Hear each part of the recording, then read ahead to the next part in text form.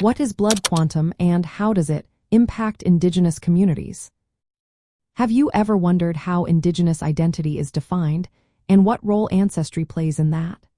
Blood quantum is a term that refers to a system measuring Native American ancestry. This measurement is expressed as a fraction that represents the proportion of one's ancestors who were considered full-blood Native Americans. For instance, if one parent is a full-blood Native American and the other has no Native ancestry, the individual's blood quantum would be 1/2. This fractional measurement is often used to determine eligibility for tribal membership and associated benefits within many Indigenous communities. The concept of blood quantum originated during the allotment period in the United States, which lasted from 1887 to 1934. During this time, blood quantum was legally integrated into policies that divided reservation lands into individual allotments. A common threshold, such as 1/4 native blood, was used to decide who qualified for land allotments. This policy effectively limited land ownership to those meeting the blood quantum criteria, resulting in many Indigenous people being excluded. This opened up surplus lands to non-native settlers and corporations. The historical use of blood quantum was part of a broader federal strategy aimed at reducing native landholdings and assimilating Indigenous peoples. After the Indian Reorganization Act of 1934, tribes gained the authority to establish their own enrollment criteria.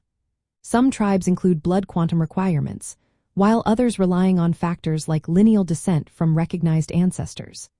Different tribes have varying standards. For example, some requiring a minimum blood quantum for membership or for holding certain tribal offices, while others do not use blood quantum at all. From an anthropological viewpoint, blood quantum is seen as a socially constructed measure imposed by colonial governments. It attempts to quantify Indigenous identity through biological lineage. However, this measure does not capture the cultural, social, or political dimensions of Indigenous identity. These aspects are often rooted in community participation, shared history, language, and traditions.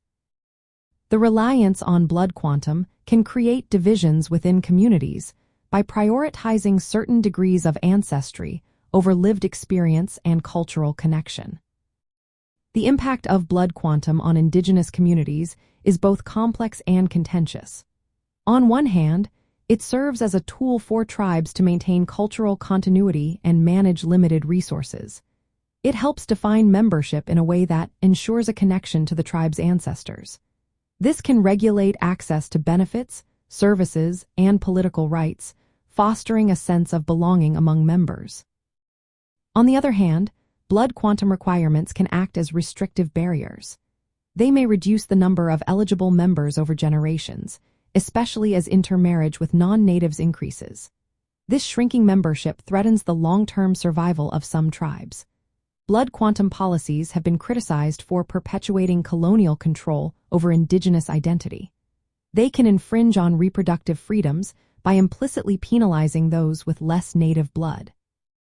This can lead to exclusion and marginalization within communities and challenges to tribal sovereignty.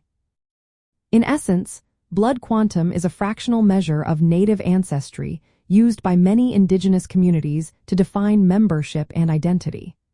While it has practical applications in political organization and resource allocation, it also carries historical and ongoing consequences. These consequences affect Indigenous social structures, cultural survival, and political autonomy. Anthropologically, it is understood as a colonial construct that simplifies complex identities into quantifiable terms, often conflicting with Indigenous concepts of belonging and nationhood.